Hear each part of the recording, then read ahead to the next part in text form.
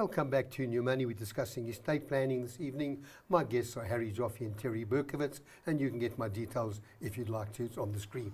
Harry, so let's just go back to Terry made the point, the difficulty of winding up in the estate. That's what you do, that's your business, so you're doing it all the time. And so many people today have children living abroad. Yep. So Harry, you spoke about this friend of yours, or the person you spoke to, but let's bring it down simply. I've got children living abroad, which I haven't, by the way, but just using that example. One in Australia, one in the UK, one in America. I die, I've got an estate now, leaving it to the 3 children. 2 of them left and never worked here. They went overseas. One of them did work here, and then 10 years ago went overseas. Talk about the two. Yeah.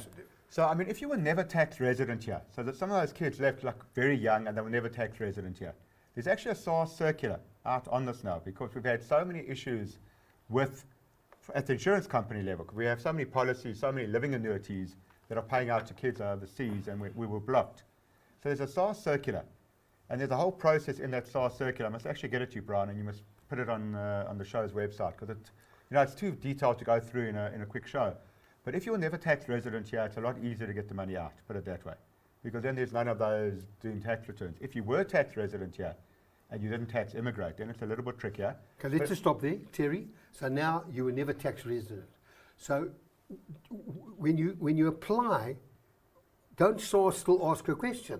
They do ask, and the bank asks. They want to make sure that you are non-resident. But as Harry said, if you were never registered for tax, then they can treat you as a non-resident, and you can move the funds a lot easier.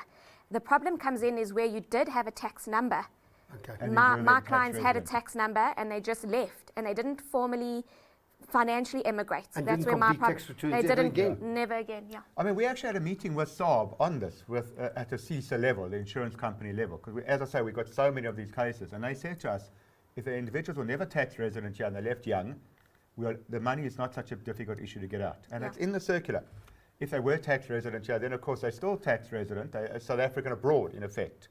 And then you've either got to apply or use your SPA. So what do you suggest that South African abroad does now in terms of... There's a big inheritance coming. What are the parents here, how must they advise their children what to do? Yeah, so in principle, the kids overseas should tax immigrate. Again, that's a very broad statement. Obviously, each case is different, as Terry's saying. If there's a big capital gains consequence back here, they must be aware of that. Bryan, they could have had a share portfolio when they left, and they didn't declare that for CGT or something, which they should fix up anyway. They must just be aware of that. The other thing, Bryan, I'm unashamedly say this, but it's correct. Your parents here should try and make sure they've got offshore assets to leave the kids and not local. So in other words, instead of a rand policy, if they've got a life insurance policy, they should rather have an offshore dollar policy, because then there's no forex issue when they die. So again, obviously I'm going to punt Discovery. I'm going to come back to that. Policy. I'm going to give you an opportunity. But I'm just saying, even in terms of this, Bryan, it's much simpler for the family, because if they've got an offshore policy, an offshore endowment, doesn't even have to be a Discovery, the offshore endowment, that policy can flow because it's already offshore. Harry, I'm going to get more explanation. I promised you that as long as you didn't mention Liverpool, okay? Terry, question for you in winding up estate, and that is the valuation of businesses.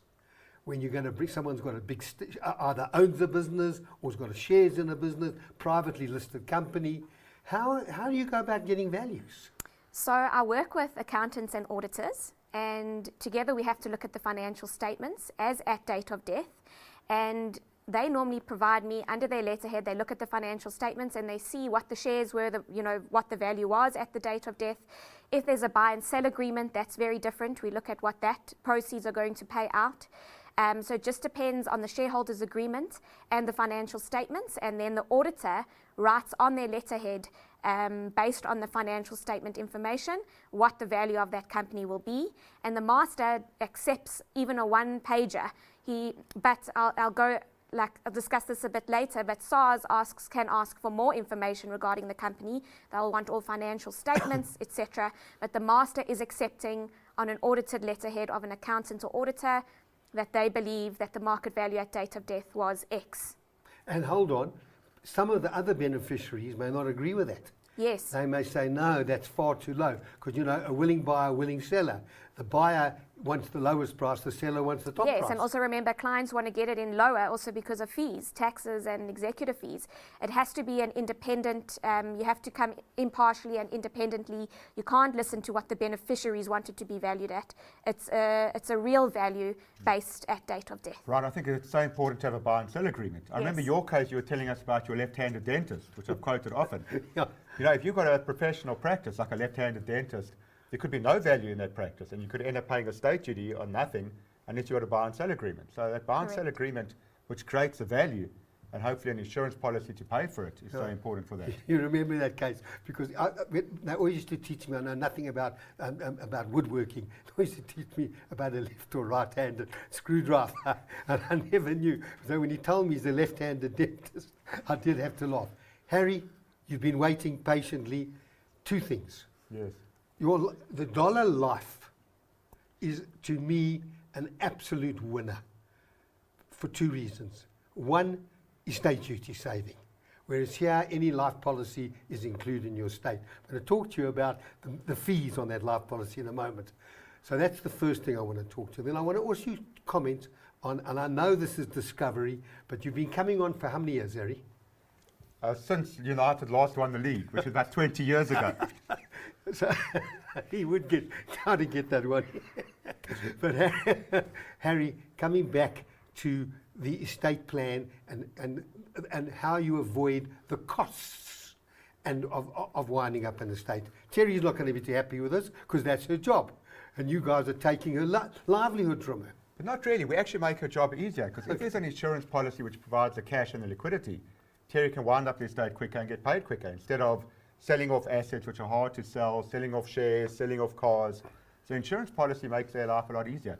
And that's how I deal Does with it, Terry?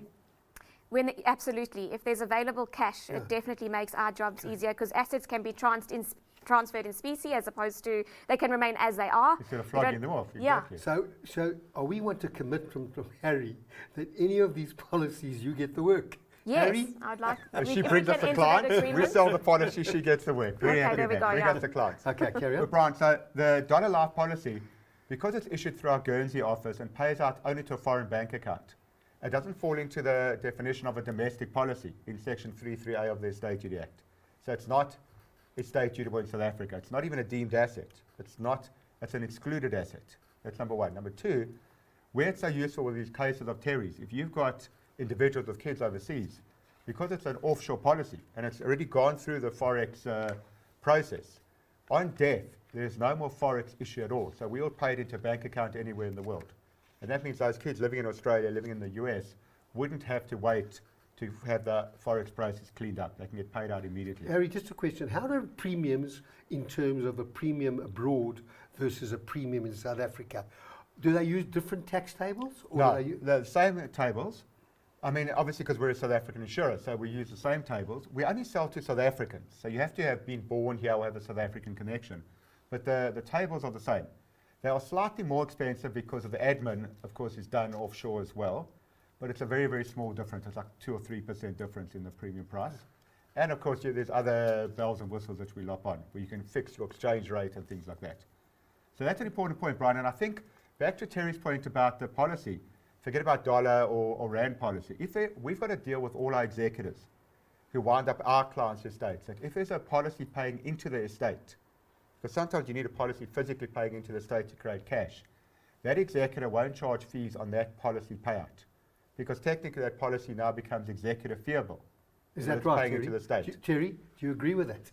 If it's paid into the estate, Yeah. I agree with that it's subject to executive fees. But if we've got it's to paid deal- into the estate. He's saying it's not subject No, to no, it is. It's subject It in is. principle. In It is. But principle. we've got to deal with our executives that we appoint to say But they don't charge. they don't charge on that policy only because it's making their life easier and because we've told the client, make this policy payable into the estate to help the executor. So it's Okay. good for both sides there. Okay, I'm getting my producer saying, you haven't taken any emails, so I'm going to go quickly. Terry Collin in Durban says, can SARS audit an estate? Yes, and you'll see in one of our matters, Bryan, we're going to deal with one. You'll see the letter that came from SARS, and they're requesting the base costs of all shares. They're querying our CGT calculations. So if clients are going to try and make up costs of shares, don't do that. They're asking for proof of the base costs. They're asking for the proof as at date of death. They're also asking for the estate duty, where we're requesting the 7 million. They're asking for all the stamped documents from the previous spouse's estate. What was in the LND? How much did they use of that allowance? You'll sometimes find with clients stamped documents. So you've got to actually have those records. Yes, and a lot of clients are saying, no, he's definitely got his full 3.5 million left. But when I go back and look in his L&D, he already utilised 2 million of his 3.5. So that's another message we need to get through to our Yes. viewers. And that's the They act. need to If know. your boss is entitled Yes, to do that, if it's you've in the act. lost a spouse and you want to get the benefit of 3.5 million plus 3.5 million, you need to get a stamped document relating to the L&D account of your late spouse's. Correct. And the master often will lose those documents, so it's Yeah. not so simple. Yeah, it's not so simple. Harry, Philip in Stanton says, as a company director, I'm required to sign surety for a bank facility. Is it sufficient simply to take out a life policy to cover the exposure? And what impact would this have on my estate? In addition, what agreement should be put in place to ensure that in the event of my death, the proceeds of the policy are used specifically to settle the company's Right, debt? great question, Brian. So there's two issues here. First of all, there's a contractual issue, and we've had a lot of that. So you have what we call a contingent liability policy, owned by the company, paid by the company, to cover the suretyship of the individual director. If that director dies, they want guarantees that that company will use the money to settle their suretyship. Because we've had cases where they haven't. So we must do what we call a contingent liability agreement between the company and the director, which says the company will take out the policy, will pay the premiums, but they undertake, when that director dies, to use the proceeds to cancel that suretyship first. And there's a guaranteed contract. Also, that director's estate has got nothing to fall back on. The estate duty is tricky. 3382 of the Estate Duty Act will exempt that policy from estate duty, but subject to certain conditions. Number one, the director can't pay premiums. Number two, it can't be what we call a family company. In other words, the director mustn't own, either on his own or with his family, more than 50% of the shares in the company. And number three, the director mustn't be the one benefiting from that. So because it's a suretyship, SARS is of the view that that policy is estate dutiable. And it's not a straightforward process to get it out of the estate duty net. You might find it is estate dutiable. And then, Bryan, of course, what do you do as a good financial advisor? You increase the cover by 25%. Okay. Well, all I'm saying is we have run out of time. I apologise to all those people whose emails I have not answered. I will get back to you. I'm frequently asked whether someone should set up a trust. Since everyone's circumstances are different, it's important to carefully consider the purpose of the trust and which assets will be included. While a trust can be an excellent estate planning tool, I've also seen many instances where a trust has become a tax and financial burden for all parties involved. Terry, Harry, thank you for joining me this evening. It's important to note that our program is to provide information and should not be construed as advice. Next week's program, we'll be dealing with financial planning. Thank you for watching, and good night.